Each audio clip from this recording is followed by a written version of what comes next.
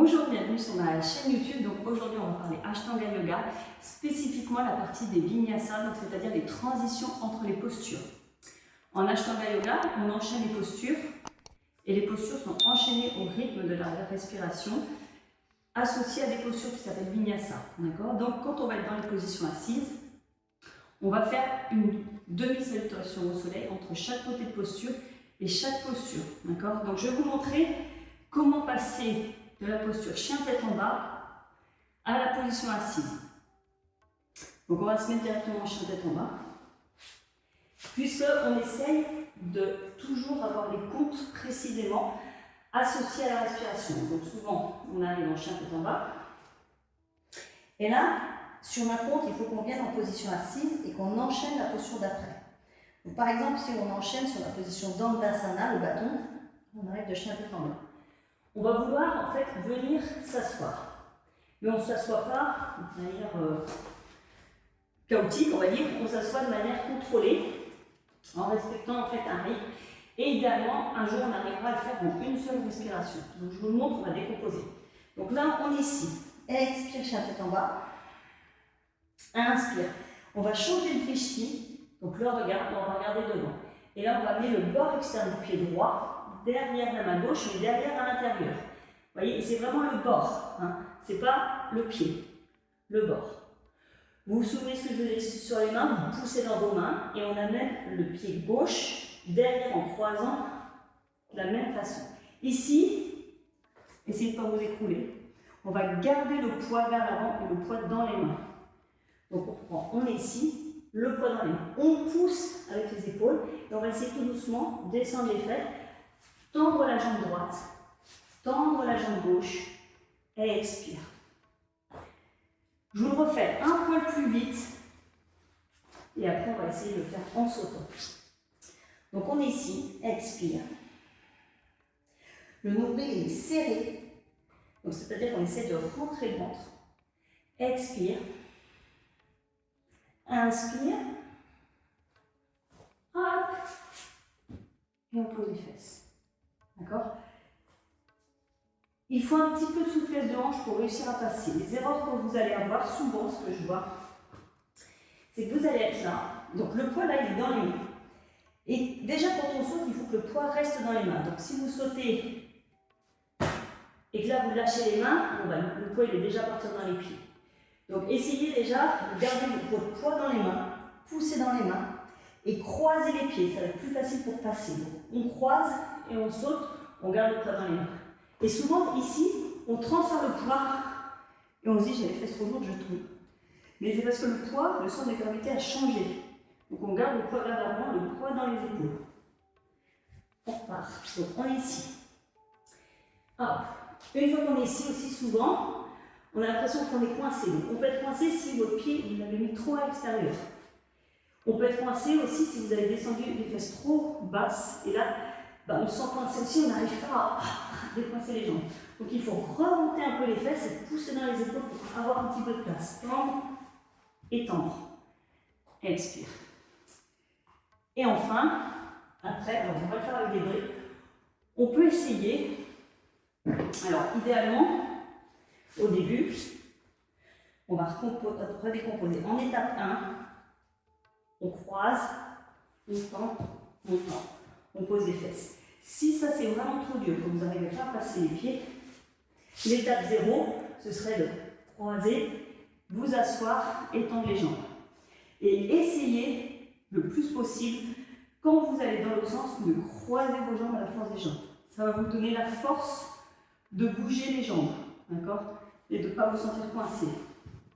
Donc si vous arrivez à faire en 2 fois, vous sautez, vous posez les pieds, ou vous marchez, hein.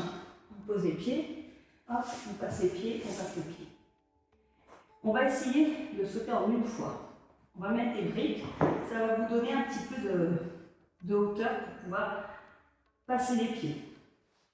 Il faut que vous ayez aussi une certaine souplesse pour plier le buste sur les jambes. On a quitte à plier un peu les genoux. On va essayer de le faire avec les briques. Alors essayez d'avoir vos briques assez écartées. L'erreur qu'il peut y avoir aussi, c'est que des fois vos mains sont trop serrées. Donc si les mains sont plus rapprochées que les épaules, il n'y aura pas de place. Donc il faut écarter les mains. Moi, vous voyez, j'ai les doigts qui sont à peu près sur le bord externe du tapis. Hop, et les doigts ouverts, les mains plaquées. Si on met les briques, je mets les briques à dépasser du tapis. Hop, on pousse. Et là, on peut essayer de faire en une fois. Hop, je croise mes pieds. Bon, j'ai plus de place. Et je passe. D'accord? Ensuite, on essaie de faire en une fois et faire en sorte que les jambes touchent le moins possible. Pour que les jambes touchent le moins possible, il faut coller vos genoux au buste. C'est comme si vous faisiez ça en fait. Hop. Allez, on essaie de tenir un petit peu ici. Si ça tient, ça va être la même chose quand on va être dans la position inverse. On essaye là. Expire. On regarde devant. Donc souvenez-vous, le drishti doit être devant. Si vous regardez vos pieds, ça c'est aussi une erreur qu'on fait souvent, c'est de regarder ses pieds et de se retrouver coincé. D'accord? Parce qu'on baisse la tête et on regarde nos pieds. Alors on est là. Ah, j'arrive pas. Alors qu'il faut au contraire pousser pour ouvrir le haut du corps et avoir le regard loin. Donc, on est en chien tête en bas. On regarde là où les pieds veulent aller. C'est comme en vélo. Vous regardez là où vous voulez aller. Vous ne regardez pas le bout de la bicyclette. Vous regardez devant. Donc là, c'est pareil. Hop, on regarde devant. On pousse. On essaie peut-être de sauter, de décoller les pieds, de ne pas les faire toucher et de venir s'asseoir.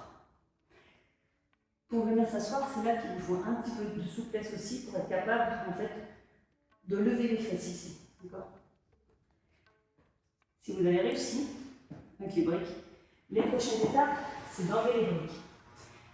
Alors le vinyasa, ça fait partie intégrante de votre pratique d'Ashtanga Yoga. Si vous faites l'Ashtanga Yoga, ne passez pas le vinyasa pour faire des postures. Dans ces cas-là, on fait moins de postures, on va moins loin dans la série pour intégrer. Donc on va essayer de le refaire.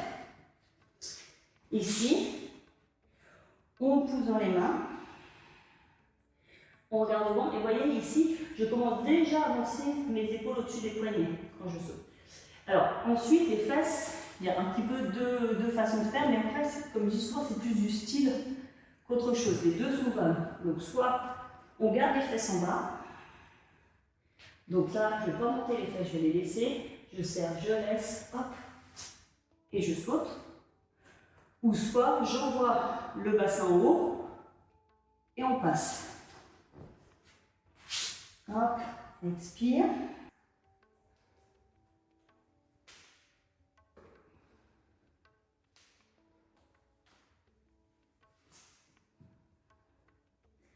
Donc ça, c'est deux styles un peu. Après, à vous de choisir là où vous êtes plus confortable.